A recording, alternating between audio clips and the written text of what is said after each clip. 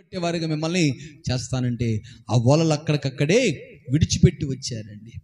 యేసయ్య ఈ రోజు నిన్ను అడుగుతున్నాడు, నువ్వు యేసయ్యను వెంబడించగలిగితే మొట్టమొదటిగా నువ్వు చేయాల్సిన మాట ఏంటో తెలుసా? యేసయ్య మాట వినాలి. చెప్పండి, ఏం వినాలంట? యేసయ్య మాట వినాలి. రెండోది, యేసయ్యతో నువ్వు నడవాలి. మూడోది, యేసయ్యను నువ్వు వెంబడించాలి.